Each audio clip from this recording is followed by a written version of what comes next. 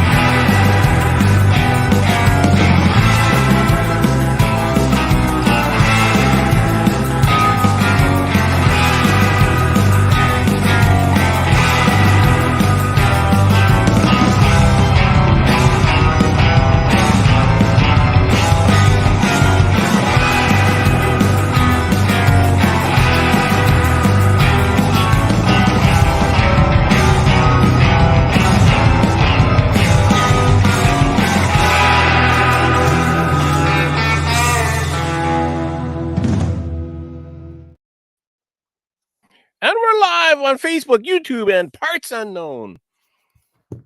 Cody, this is where you yell, "We are live!" We're live. Thank you. All right. So welcome to the show, Cody. Cody Havard. Yes.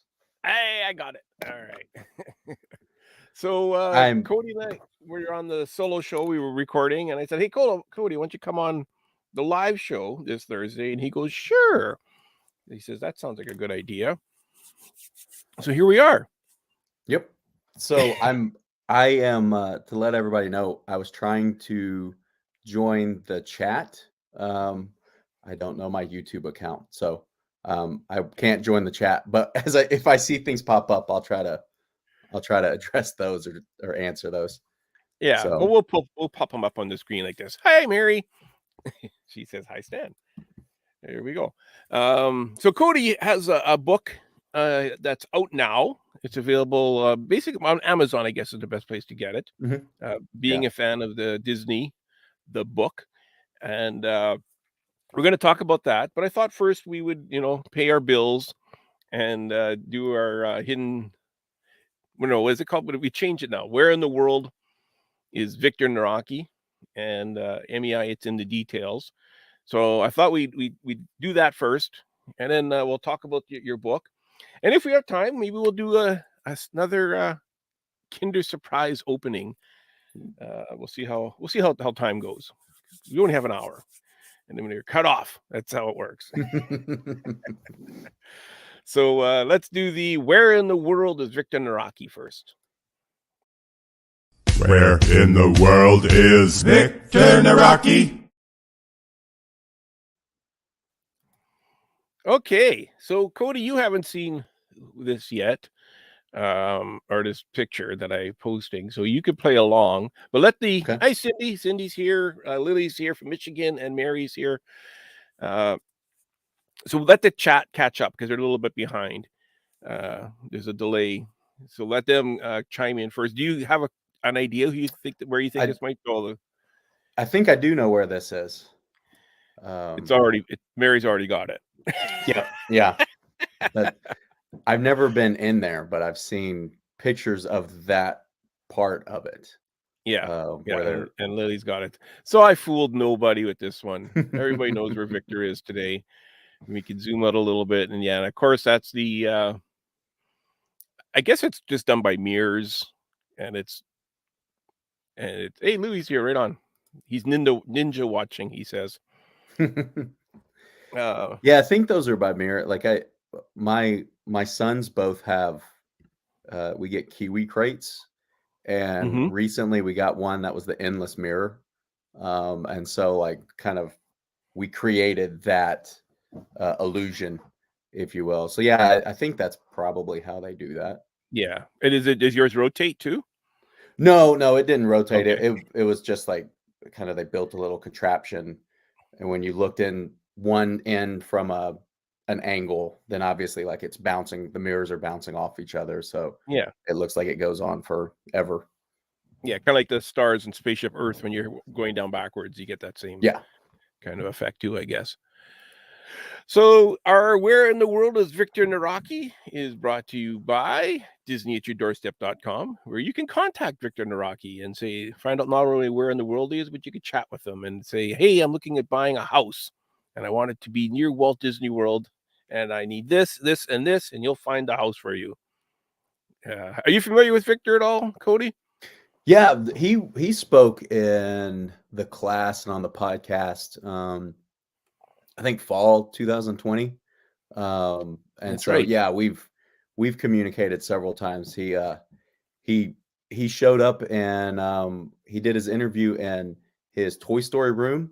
And was cool enough to have his Pixar shirt on while he was doing it. So that's one of the highlights for students in the class, that when they watch that one, I'll tell them, if you make sure to watch rather than just listen, because you get some pretty cool nuggets if you watch that interview. Yeah. Victor's a pretty amazing guy that way. Yeah. Victor's the reason why I have my shirts, Oh, okay. Not that he gets them for me, but he always has these pictures of himself in these amazing shirts, and he's standing in front of the castle. He's like, Yeah. And I'm like, so I message him. I say, Victor, where you get these shirts from? They're amazing. You always got a different shirt on every time. And he says, I get them made. This person on Etsy makes them for me. And he says, I'll send you the link. So he sends me the link. Well, they were way out of my price range. I got okay, Yeah. I'm going to have to learn how to make shirts, because I sure as heck can't afford to buy them. Yeah. So I was off work for a while. I had an operation on my eye, and I couldn't lift anything more than 5 pounds, and I couldn't really do anything. So I was off work for quite a while. So I figured, well, I'm going to learn how to do something while I'm off work. So I'm going to learn how to sew. So I went on YouTube and I scoured how to thread a machine. My wife had a machine. I mean, she kind of showed me how to thread it, and how to sew and how to iron it, and how to, which way the fabric is supposed to go. Yeah. And all that. And I bought some fabric and some thread and some buttons, and I made myself a shirt. And I thought, wow, this is a beautiful shirt. This turned out really, really nice. I look back at that first shirt and it looked horrible. Like, I've gotten so much better. Like, I've probably made, I think I'm getting close to 100 now that I've made. Yeah. That's cool. So yeah. when you first started, you couldn't lift more than 5 pounds. So did you go get 4.5 pounds of fabric? That was what I did. Yeah. Years ago, they were $100 on Etsy. Yeah, and they're more than $100 now. Wow. On Etsy. Yeah. I have some amazing ones. Thank you, Mary. I made this one. Yeah, that's a cool one. And the trick. Do you see the pocket? It's sort of, but it's hard. Yeah.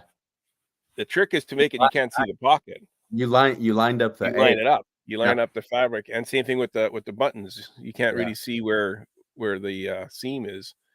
That's nice. That's the trick. Well, you buy those somewhere, they don't never line up at all. So they never do. Yeah. Hey, all, wanted to jump on really quick and say hi from basketball practice. Cody Havard just got my book today. We'll read it this weekend. Looking forward to it. There you go. Dan Hansen got your book today. Awesome, Dan. Thanks. Yeah. Let me know what you think.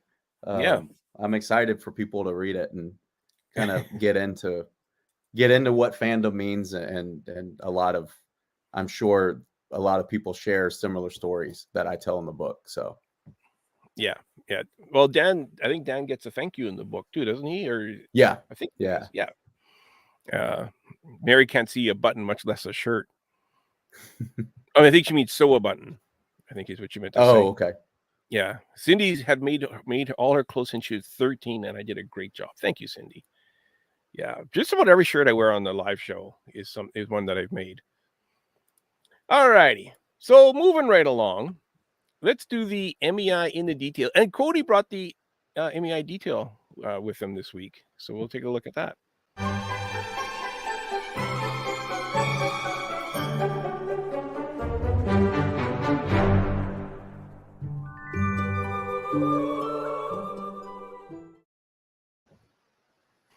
righty, Cody. So what did you bring us? So this is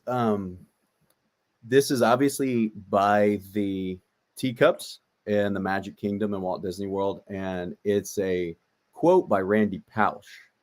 And Randy Pausch, if anybody has ever read his book, he did what's called the last lecture at Carnegie Mellon. He was a professor of, I think, computer science at Carnegie Mellon. And he was a huge Disney fan. And at Carnegie Mellon, they had a lecture series that they called the last lecture, which basically was they would tell professors, if this was the last time you were speaking to these students, you were about to retire or you're about to move, whatever, what would you tell them? What advice would you give them? Just kind of what life lessons could you impart? And so when he gave his last lecture, he was terminally ill. I can't remember what type of cancer it was, but he passed away a few months after giving his last lecture.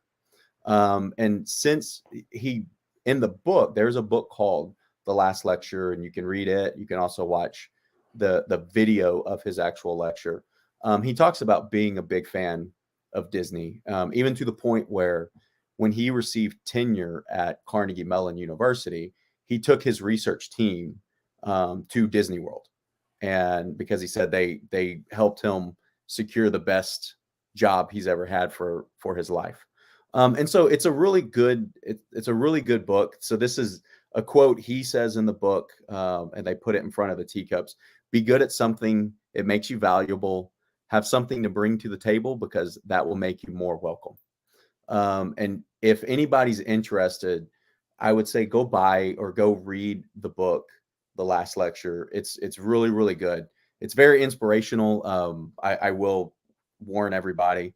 It's a bit of a tearjerker as well, because it is the lecture that he gave, but that also talks about his life in the lecture. And then there's obviously some, before and after that has been added since that, and possibly even since his passing. So, but it's a really, really good book. And this is something I have actually yet to find or yet to see at Walt Disney World.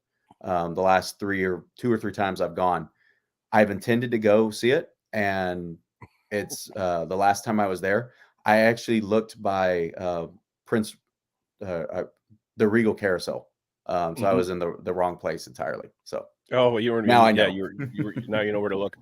So this is some of the Imagineers put up in tribute to him, I'm guessing. Yeah. Very nice. Very, very nice. And look who popped in. Ken's here. The voiceover. Hey, Ken. Hey, Ken. Hello. How's it going? Glad you could make it. Solved. Issues solved. Sorry, I was having some minor technical problems, but here we are. Okay, I figured as much.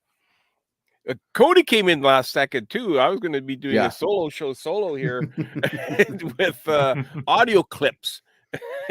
People could guess. Yeah. Mary says, "Ken." Hey, listen, Cody. I just wanted to say congratulations, Cody. I'm really looking forward to reading your book. Yeah, thank you very much. You are in it a few times, and oh dear God, it's it's good. I promise. It's good. So, but thank you very much. So the MEI in the detail, of course, is brought to you by. Why is it turning black instead of going to my picture today? Oh, you cow! I'm way off here. What's going on? I don't even have back. There it is. There we go. Sorry, Becky. It's brought to you by MEI, mousefattravel.com. If you want to make a trip to Walt Disney World to see that little plaque that Cody's talking about, or if you want to go to Disneyland, Universal Studios, Disney Cruise Lines, anywhere in the world, fee-free, contact your MEI Mouse Fan Travel rep. They're the travel agent that I use when I go to Disney or anywhere else, and it's super easy. I got to get Becky on here one day, because I got a really good story to share, and I've been saving it for a long time. So I got to get Becky on here. Stan, But since you're wearing a Marvel shirt, I'll tell you, Becky when she joined the class and podcast, she told a really cool story. I asked her what her favorite attraction was, or what her favorite show was. And she said on a trip to one of the international parks, she went into like a temporary show building that you were put in the middle of like the Marvel universe, and you actually had to help the MCU superheroes, like defeat Dormammu or something like that. It was something shortly after Doctor Strange, the first one, came out. Okay. So it was really, really cool. So if she's on, ask her about that, because that's a really cool attraction. And I have found it on Facebook since. It definitely looked pretty cool. I'll have to check it out. Steve has joined us in the chat. Welcome, Steve. And Jeremy's here saying, "What's up, y'all?" Hey, Jeremy. Jeremy, I think we need to do a Charlie Brown carol, Halloween carol. What's it called? It's a Great Pumpkin, Charlie Brown. Mm-hmm. A pumpkin, not a Charlie Brown, but just a Great Pumpkin carol. A Halloween song about the Great Pumpkin. We need to write one. Lily uses Grace. I absolutely agree, and I think that would be awesome. I'm very familiar with Grace. I know Grace quite well. She's awesome. And it's all fee-free. Yes, let's do it. The only thing is, all I got so far is the idea. We need a Halloween song, and it has to be about the Great Pumpkin. We don't have to mention Charlie Brown or Snoopy or Linus or that. We just have to. It's a story of the Great Pumpkin coming to the pumpkin patch. We got to do a song about it. That's what I'd like to do one day. Anyways, so last couple of years we've had people on for one show, and they're on for like 20 minutes, and they would talk about something that they were selling that was Disney related or inspired, that people could get for Christmas gifts. And I really like that concept of the show. So I thought for the month of November, each week, let's have somebody on that has something Disney related that would make a great Christmas gift. And I thought, Cody, come on the show and talk about your book, because if a lot of Disney fans, they don't know what to get or people don't know what to get for Disney fans, I think your book would make a great Christmas gift, don't you? Yeah, I do. Thank you. I think it's a fun, and it's a pretty quick read. That it basically goes through what fandom is, and there's a lot of examples from my life. There's a lot of examples from everybody who has spoken in the class, which at last count, there's 137 classes. Not all of those are visitors, and people have visited multiple times, but I think at last count, there's over like 60 to 70 people that have been kind enough to join the podcast at various points. So I didn't realize you had that many on already. Yeah, when I was going through the acknowledgements, I hope I listed everyone in order of appearance, and so I'm pretty sure I counted, it was between 60 and 70, somewhere around there. Very cool. I see Andrew. Yeah, Andrew asked the question: is the book on audio? It will be. So the book right now it's called Being a Fan of Disney, the book. And it goes along with, I teach a class at the University of Memphis called Being a Fan of Disney, the class. And I, because of that class, I started inviting people to have one-on-one interviews and one-on-one visits. When the pandemic hit and the class had to go virtual. Thanks, Jeremy. When the class had to go virtual, I decided, you know what? I don't have to worry about people actually being able to join during the live class. So let's just set up a time where I can talk with people one-on-one. We'll record it and I'll post it on YouTube. And then fall 2020, I had some students say that they would put on the YouTube videos and they would go do something else. So essentially they were just listening. They weren't watching it. And so I looked up how to start a podcast. Started a podcast on Anchor. Found out it was relatively easy to upload the information. And that's where Being a Fan of Disney, the podcast, started. And so that's what the book is about. It's about the class, the podcast, and it's about my fandom. And using examples from other people's fandoms as well. And so what I did was I wrote the book first. It's available in Kindle version through Amazon, paperback and hardback through Amazon. And so, Andrew, there is an Audible version coming.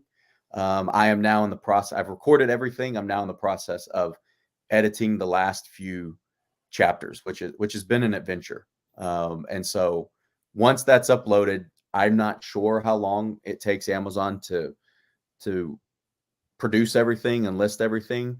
But I am hoping it's up soon.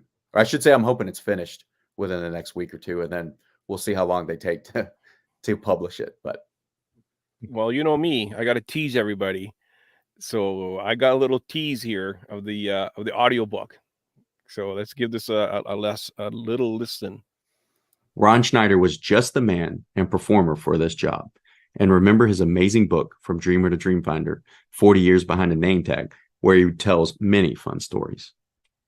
It was these two characters that I interacted with during my first visit to the park.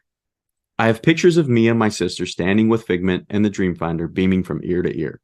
To this day, I still enjoy those memories, the pictures of the encounter, and regularly identify with Figment as a character because of what he and his pal represent to me. The constant search for imagination in our world and within ourselves. There you go. There's a little tease of the audiobook. yeah, thank you. Ken, I understand you volunteered to do the audiobook? I absolutely did. And I want to say right off the top, first of all, Cody, you want to stay out of my lane and get back in your own and write another book or something, because you're too darn good at doing narration. I have to say, you did. That sounds pretty good, Cody. Yeah. Thanks, guys. You need to listen to the unedited files. You write a book and you think you know what you're saying, and then when you go read the book, you have to read word for word, and that inevitably never works out that way. So there are that 30-second clip probably that took a lot of different tries. That took 24 hours. That 30 seconds. Yeah. Yep. As somebody who has animation. done editing on programs and that sort of thing, I can certainly sympathize with what you're saying about how long a process it is. But in the end, it is very much worth it, I would say. Yeah, it's been fun. I have always wanted to do an audiobook, and for everybody watching, when Ken reached out and said, "Hey, if you need somebody to do the audiobook, I can do it if you want." I was real excited to get that offer from Ken.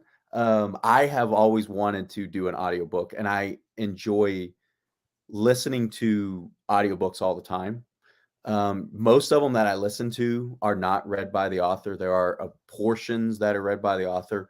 Listening to actually Ron Schneider's book that I talk about in that chapter, in that video clip or audio clip, is what made me really want to read my own audio or produce my own, because he did such a good job with doing the different voices of his characters, the inflection points and things like that. And so it probably would have, it could be much more professional if Ken did it, but it is my own voice, mistakes, errors, and all, ums and fillers and everything that goes with it. So yeah, it's cool. That's cool. I'm glad. I'm proud of you that you did that yourself. Yeah, thank you. Yeah, it's fun. I think that's really neat. And the other thing is, while we're talking about the book, is you have these called hidden Baffets. What is it again? It's Baffet. It's BAFAD because it stands Right. for being a fan of Disney. Yeah. And so everybody knows what hidden Mickeys are. Everybody, most Disney fans love looking at the details in the parks. And they love trying to find hidden Mickeys. And a lot of times you'll find them outside of the parks as well. When we're walking around the neighborhood or driving around or anything, I have two boys and they'll point out or to me or to my wife and I that, hey, look, there's a hidden Mickey. And so everybody knows, it's the 3 circles or 3 round objects, whatever, in the shape that look like Mickey Mouse. And so I thought that's really cool. And I wanted to do something to make the book interactive, to kind of give people an opportunity to see what it would be like to be in this class with me, because this class is there's about 15 to 20 students in it a semester. And a lot of times, I mean, we're talking about what fandom means, and we're talking about what the latest news of the company and latest releases, but we're also talking about our fandom and what we like. Yesterday was the class. It meets once a week. And yesterday we actually voted on our best or favorite Disney Pixar movie. Out of all the Pixar releases, the students have that's what we did yesterday. They voted on that. And so I'm happy to say that actually for the second time in a row, Hang on. Cars. Oh, see if the chat can guess which one won. Okay. I'll let the chat guess which one won best Pixar movie in your class. And well, I keep hope going. I didn't give it away, but yeah, don't give it away. Keep going. So, I wanted things to be interactive. And so I put in hidden Baffids. And originally, I tried to figure out how to put a logo into the Word document and couldn't figure it out at first. So originally, and what I sent a few PDF versions to friends of the class that had spoken in the class. That's what I call people that speak on the podcast and in the class. I had sent a few copies to people so that they could read over everything. And so the version that Stan and other people saw actually just had the word Baffid typed out. And then finally, I learned how to create a logo, make the logo small enough to where it would fit in the document without creating, the look of multiple lines and things like that. So you can look through, and there's one hidden Baffid in each chapter. There's 15 chapters. And that goes along with the website, www.sharedperspectives.org.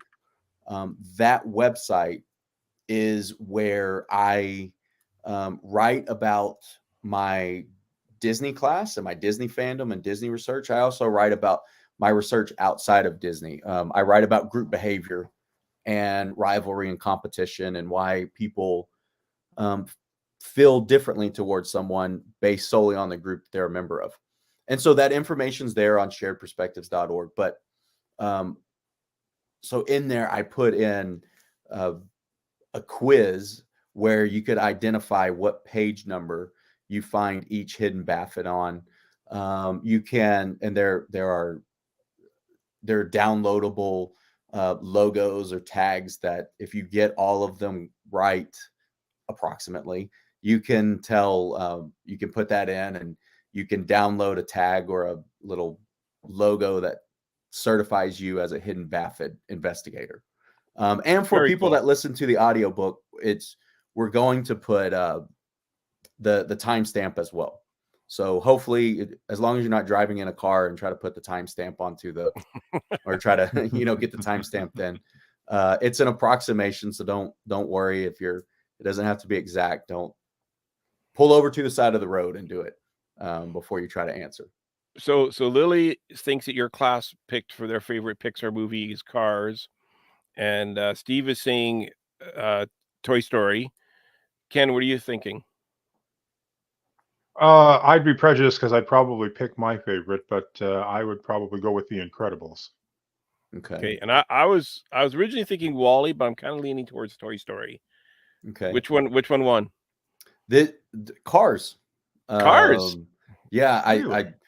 There you go. Lily got it. For the second semester in a row, they did it in spring 2023, and they've done it in fall 2023. That they've picked Cars, and Cars is actually, it is quite possibly my favorite franchise from Disney Pixar, because Cars 3 came out when my oldest son was almost 2, or had just turned 2. My youngest son was just born, and so getting to play with all the cars and everything with those kids, or with during that time, was really, really fun. We used to have this huge table that was probably 4 feet long, that was a racetrack, and in the middle you could build radiator springs and everything, and we probably have over 100 of the Matchbox size cars.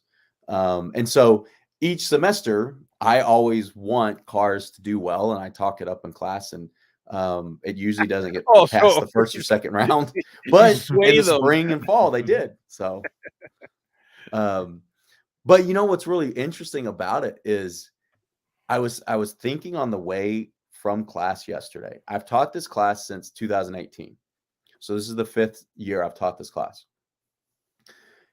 The movies that are picked as that end up winning favorite or best are either one of the Toy Story movies, because those are kind of iconic, especially the first Toy Story is iconic. Yeah. So a lot of people like saw that, or it kind of moves, it moves up with what age the kids in my class, the students in my class, were when they really started watching a lot of Disney Pixar. Yeah. So like this year, you know, it's seemingly lining up with when the first Cars movie came out. That's when my students this semester and last semester were kind of that prime viewing age. I even had one student tell me that he's definitely biased because he has his room as a kid. They literally painted his whole entire room to look like Cars and Radiator Springs, and he had like McQueen Cars bed and things like that. Yeah, it'd be like asking somebody Ken's age or my age, what's the best movie of all time? We're all going to say Star Wars or Empire Strikes Back. Yeah, right? Yeah. Absolutely. Yeah. Hey, Sarah's here. Welcome, Sarah. I'm glad you could join us. So, we have Cody coming up a week from today on the solo show, and we talk an awful lot about the book and Baffids and all that. But something we didn't get into is you self-published this book. Mm-hmm. Yeah. So what's all involved in self-publishing a book? I mean, does Amazon help you out at all, or did you go on YouTube? Like, I learned how to make shirts by going on YouTube and watching videos. Is that what you did, or how did you? So it's Amazon self-publish. It's called Amazon Direct Publishing. Okay. Kindle Direct Publishing. KDP is kind of how it goes. Oh, thank you, Sarah. And so it basically, they are, if you think of it like they're a print on demand publisher. So there are a lot of people that, I mean, you can go and you can write a Kindle book or an ebook for Kindle. And that obviously, as Sarah just did, thank you very much. It's available right away as soon as you publish it, and it gets approved by Amazon. They do some checks and everything. Then it's published, and people can purchase it, download it on their device. They're ready to go. Or also, this one is being a fan of Disney. The book is part of Kindle Unlimited until I think January 3rd, because basically once you publish it, it can be included in that for 3 months. So if anybody is a member of Kindle Unlimited, that's where you can. It's sort of like a library. You can rent out books, and then when you're done, you return them and things like that. So anybody can do this. And the Kindle book it's a lot of fun. So basically I wrote everything. I had these collection of chapters for on the solo show. We talk about what, I can't remember when I wrote the first one, 2018 maybe. And I had these collection of stories that I had originally thought I want to go and meet some of these people that I'm writing about, and have lunch with some of these people I'm writing about. To this, right now, I've only been able to meet a few people that are in the book. Unfortunately, I want to meet everybody I've spoken to face to face. And so I finally just decided, hey, I'm just gonna finish it out, and I'm gonna write the rest of the book. And so what you do is once you're done, you submit everything as a PDF, and then you can publish it as paperback or hardback. That's all as a PDF. So basically, whatever you submit and they approve, that's when someone prints it or when someone purchases it, that's what they see. For the Kindle version, it's a little bit different because Amazon actually has a separate platform that you build the Kindle book in, which I didn't know. So it's pretty interesting that I actually submitted a bunch of Word documents for I think I did a one whole Word document, or it could have been PDF for the Kindle version. They then turn it into through their program, they turn it into the ebook, and then you go through and you edit it. And you do have to edit it if anybody does this, because there would be pages where there might be one line on it, and then the rest of the page would be blank. And that was simply like, you just go into the program, and you delete you hit delete twice, it goes up to the right place. Then, learning the intricacies of all that was pretty fun. It was a little confusing at times, but that's how it works. The most difficult thing was honestly learning how to do the cover for the paperback and the hardback. Because when they have a like a model that you can use, a template. Yeah, thank you. They have a template you can use. That's basically like it's in one PDF, here's the front, here's the spine, and here's the back. And whatever you put on there is what ultimately shows up. So, for example, I have right here is the paperback version. If anybody could see this, and I got to hold it in front of myself. Here we go. You got to hold it in front of you. Yeah. Yeah. You could see there's like this red or pink around here. That's because I didn't expand the picture wide enough. Okay. For the cover. It's a nice border. Yeah. What I mean. And same on the hardback version. And also these are proofs, so it actually says not for resale across the front and everything. But also one really cool thing. Hey, Caleb, one really cool thing is you can, if someone points out a mistake or you notice a mistake, you just go in and change it. And since Amazon prints as it's ordered, then let's say Ken reads it and he finds a mistake and he points it out to me. I make that change, and then let's say Caleb then wants to buy one. As long as I've made the change and uploaded a new PDF, Caleb gets an updated version. So if anyone's paying attention, I say this to say, if anyone's paying attention and pointing out errors or typos or mistakes, there is a chance that every book would be a unique book, because as we go through and fix the mistakes, until finally you get the ultimate correct book with no spelling mistakes, proper punctuation. I'll point this out because I think this is funny.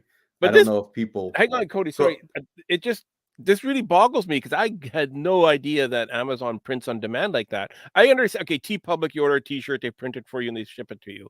They don't have 15 Grand Circle Tour T-shirts ready to go in every color and every size.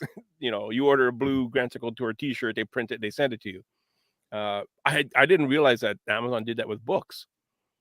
Yeah, that's super cool. Yeah, the first time I heard about it was actually it was actually when I was in Orlando at a conference. Someone published I was speaking to a professor of economics, and they had published an economics book for children. It was like a picture book. And he's the one who told me about it, that he published it through KDP, and as someone orders it, then they print it. So there's no overhead. Yeah. Now, like for me, if I ever go to like a trade show or something and I want to sell there, or I do a book signing or anything, then I would order however many books I want at an author's rate. And then they print those. And so I could possibly have a surplus. But they don't have anything until someone puts in the order for it. So it's pretty neat that way, I think. That is neat. And they Yeah. ship it quick too. Like, it's not like as if it takes them a month to get it to you. Yeah, I last I looked, the paperback, if someone ordered it, well, I guess it was yesterday, it would be there tomorrow. So it seems like it's about 2 days for the paperback. The hardback I did see takes a little bit longer, but the paperback is 2 or 3 days, I think. Yeah, that's pretty cool. Ken, what were you going to say? I was just going to ask you, like, as far as the process of self-publishing a book, what was for you? Do you think was the most intimidating thing about it? Like, what would you say if you're suggesting publishing a book to somebody? This is the sort of thing you need to watch out for, and how would you say the experience it was for you? I would say I write in the book that one reason I wrote this is because I feel like I have somewhat a unique experience that I get to teach a class on this. And because of my profession, I get to write about it and research it, and that's really fun. But also I write it to show everyone that, hey, if you want to do this, everybody has stories to tell. Give it a try. Give it a try and see, put it out there and see what people think. Now, I would also say the most intimidating thing was one, starting it, making the decision to, okay, just put it down. Because everybody has ideas. You always have ideas of things, and but actually getting started on it is always a difficult thing. Another really intimidating thing for me was I've always written for academic journals or academic books. I've written 4 or 5 academic books. I've written many academic journals, but those are very that's, I guess, what I trained to do, if you will.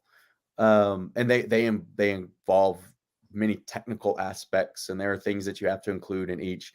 So once it's intimidating at the beginning, but once you get started, then it gets easier doing that. This is the first book I wrote for a more general audience.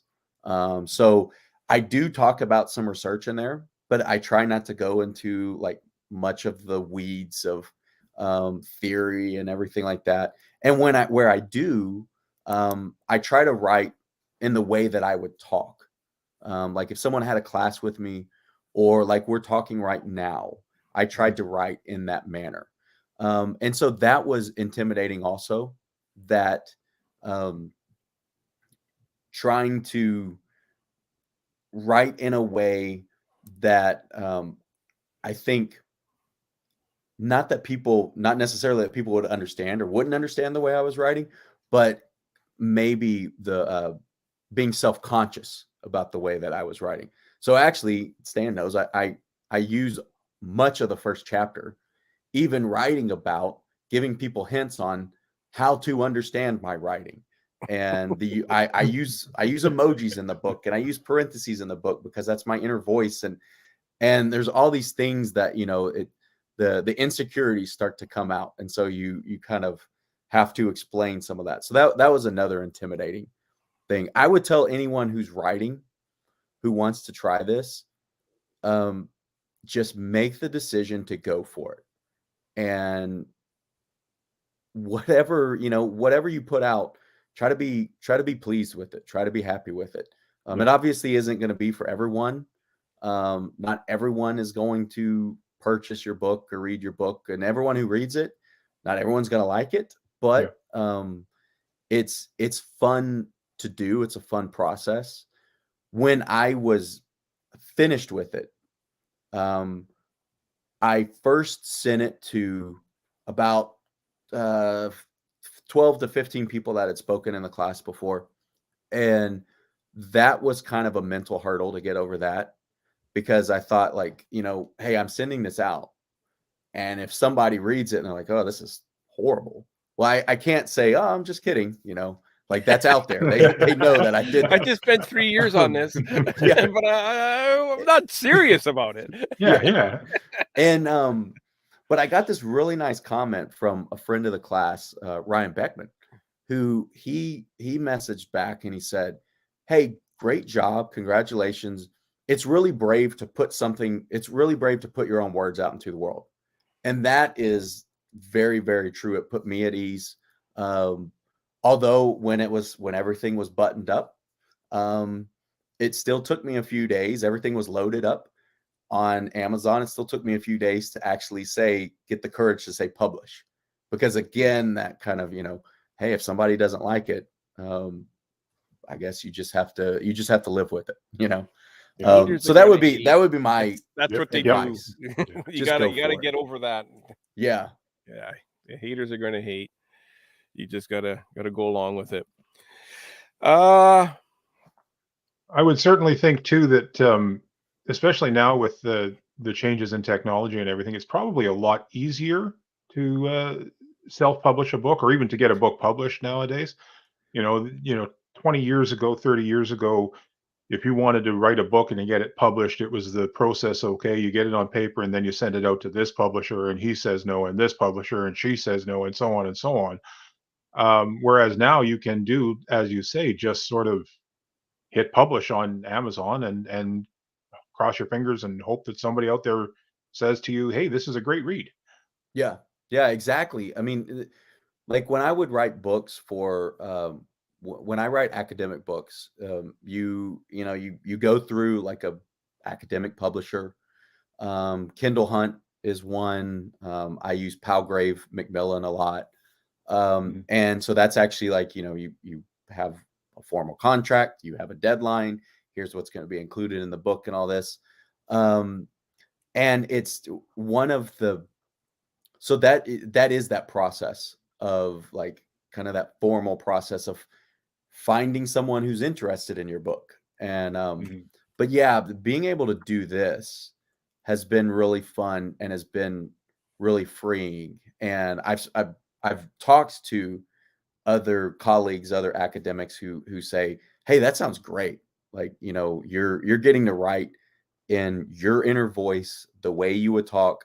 That sounds like a whole lot of fun. It sounds like it would be really, really cool to try. So if anybody is interested in it and doing it, I would say it's the Nike slogan for a reason. Just do it. Just make the decision and do it, because everybody has a story to tell, or multiple stories to tell, and they're all valuable. And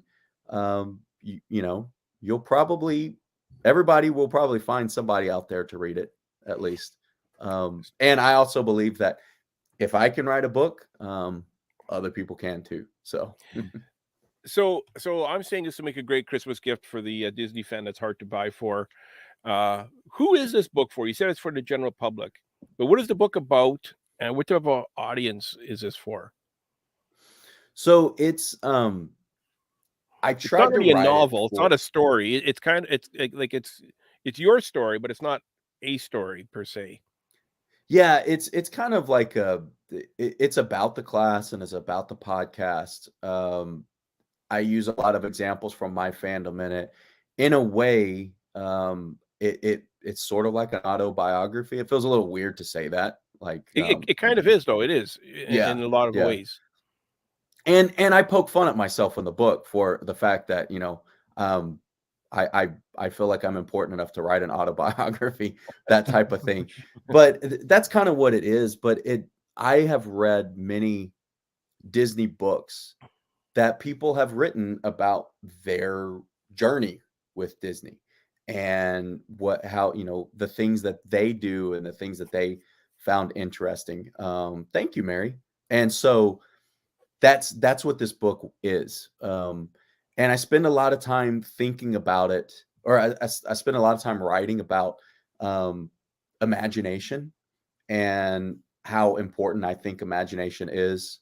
Figment is one of my favorite characters. In the class, I actually try to Disney bound during the class. I dress inspired by a character. So this is actually my Figment Disney bound.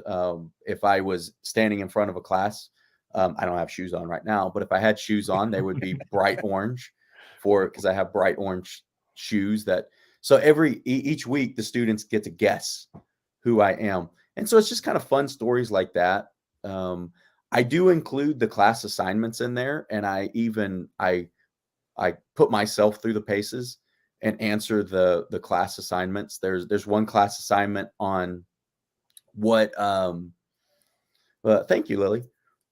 There's one class assignment on what MCU superhero do you think you are or want to be, and how will they help you move forward. There's one on what Disney character or attraction do you most closely identify with or think you represents you.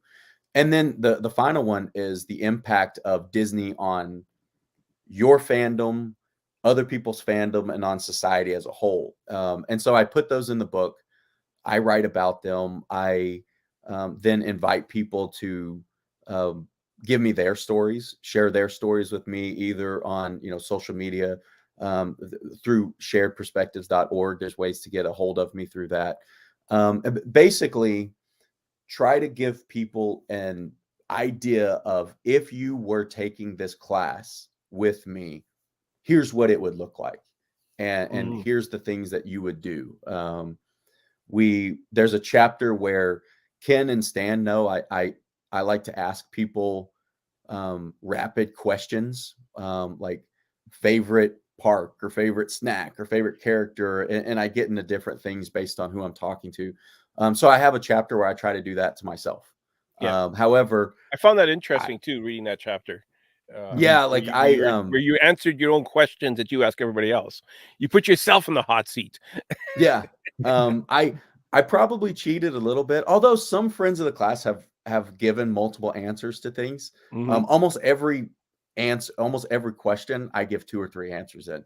So obviously, I obviously couldn't decide or pick a favorite for some things. What's your favorite attraction? Well, let me give you my top 10 in no particular order. Yeah.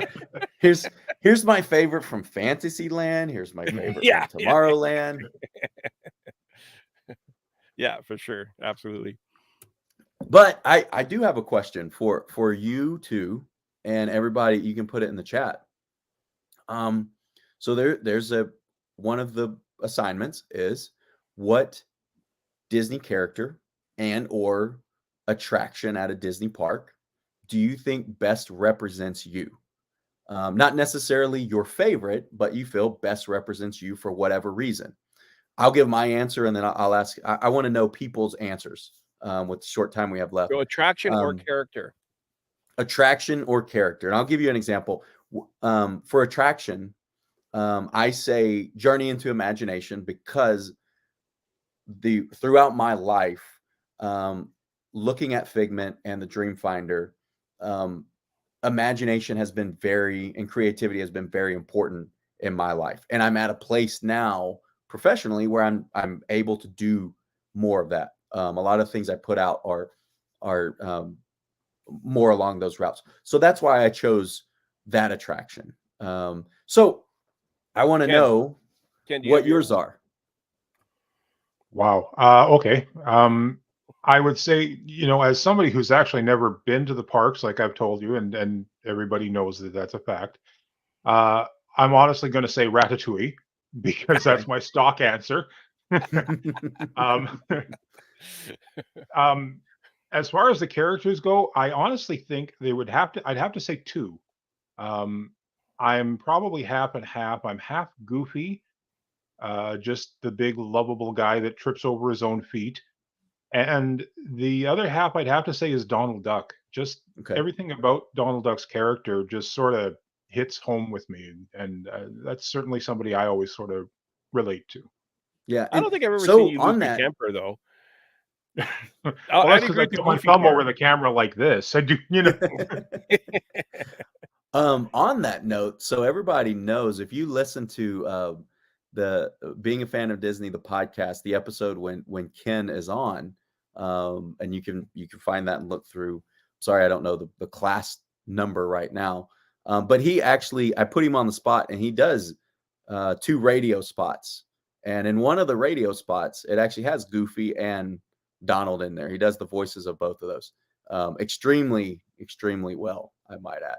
So, gosh. what about you, Stan? I'm going to go with the funny answer. I'm going to say Small World, because you know how you hear that song over and over and over again? Yeah. If you watch me long enough, listen to me long enough, you can hear the same jokes over and over and over again. So that's what I'm going to go with. That's a good one. Yeah. Yeah. So that's the thing, everybody, what's your favorite attraction, or I'm sorry, what attraction do you think represents you? What character? It's just fun to try. It's fun to do. Yeah. Yeah. So I know the book just came out. The audiobook is to come out yet, but what's next? Being a fan of Disney, the cookbook? Well, I'm not a very good cook, so that definitely won't be. That's not. Well, you don't have to get the recipes. You just reach out to everybody, say, "Send me a recipe." That's true. That's and I'll true. collect the reward. One thing that I would absolutely love to do, I do mention in the book, there are, how did I wrap up a book, or how do I choose to wrap up a book like this when the class is still going, the podcast is still going. So there's a lot more information that I could share. So maybe, in the future, maybe there would be future books. But one thing that I would really, really love to do is work with a student to make a short documentary. I had a student one time approach me in another class that I teach about rivalry and fan behavior, and he wanted to create a documentary, or he was interested in this. So he created a documentary about what sport rivalry is. And we were able to show that we had like a viewing and everything. I would love to do that with someone who's a student in particular, who's interested in filmmaking, to give them the experience of doing something like this. And basically, because I have all the content, it would be, a lot of it would be talking heads like this and interviews and things that I hope it would give somebody real good experience to do that. And that would be a lot of fun to do. So, yeah, for the documentary, just grab a camera crew and go to Disney World and get a license and interview guests. Yeah. I'm sure Disney will allow it. Mary says, do a sequel to the book. Yeah, and you have new people coming on all the time, so it makes sense. Yeah, and one thing I said originally, like, I wanted to do this where I had met with the people, and but because not traveling a lot, and then once we were traveling, working out schedules and everything, I just finally said, look, I'm not going to be able to visit with everybody, have lunch with everybody, so let's just write the book. Hopefully at some point I do get to meet the two of you face to face in the same location, and I get to meet everybody. And then, there's more stories to tell there, because this has been so much fun. I want to keep it going. It's been a blast to do this. Mm-hmm. Yeah. Mary's asking, did I miss where Cody lives? Memphis, I believe. Yes. Yeah. I'm a professor at the University of Memphis. So I'm closer to Walt Disney World than I am Disneyland, for sure. Yeah. Mm-hmm. Which is U of M, which also happens to be the university in Manitoba. Mm-hmm. U of M. Yeah. Where we are. Yeah. All right, Cody, it was awesome having you on. I guess I don't have time to do an opening, but that's okay. We'll save it for another show. Mary has been to Memphis. It's a cool town. It is. It's a cool town with very, very good food. With the big pyramid. Yes. You said good food. I'll be booking a flight as soon as we get out there. We'll meet face to face before you know it. Exactly. Yeah. There's a chapter in the book about somebody visiting Memphis and taking them around and showing them different eating spots. So that'd be cool. I think Holly was there because she went to the Bass Pro Pyramid. We did it live on the show when she was there. Yeah, that pyramid is so neat. I mean, that's where they used to play basketball, and now it is a huge Bass Pro Shops with actually a 2-story hotel around the top, like around part of it. And Graceland's really cool. Great. they've actually renovated Graceland. So a lot of Graceland, the entrance to Graceland, resembles a lot of Disney parks. The way that you walk in and you kind of walk down like this town street and everything. It's really, really cool. So if anybody has visited and hasn't visited in a while, I would tell you to go back because it's really, really fun. You think it's bad that the Pyramid that used to be basketball is now a Bass Pro Shop? Maple Leaf Garden, the original home of the Toronto Maple Leafs, is now a grocery store. Yep. Really? Yeah, in downtown Toronto. Huh. So it's a Loblaws. Yeah. Yeah, very interesting. I think is it a Loblaws, Ken, or is it? Yeah, it's a Loblaws. Yeah. Yeah, it's a Loblaws. Yeah. I think it's I not almost their fainted when I flagship. It's heard one of their biggest ones. That's for sure. Yeah. You're going back to what you were saying about Memphis. There's a lot of things in Memphis that I personally, it's on my bucket list. I'd love to see the Sun Records studios and that sort of thing too. So there's so much there. And then, like you say, the food is just, sign me up. I'm there. Yeah. Yeah. Barbecue and fried chicken are amazing in Memphis. Yeah. It's really, really good cuisine here. So Right on. All righty, we're gonna wrap this up. Lily saying great show tonight, really enjoyed it. Mary saying you would love it, Ken. All righty, guys, we'll see you next week. We have Dave Bossert from Skull Rock Podcast. He's going to come back for part 2. He's going to talk about his book. It's a huge name. It's about the House of the Future. Yeah, the House of the Future, the MIT House of the Future. Goes on and on and on. But anyways, he's going to be on next week and talk about his book as well. So a lot of Christmas gifts out there for people to get for sure. If I could find my exit. Yeah, thanks for having me on, guys. This was a lot of fun. Thank you, everybody. Thanks. Have a good night, everyone. Enjoy your week.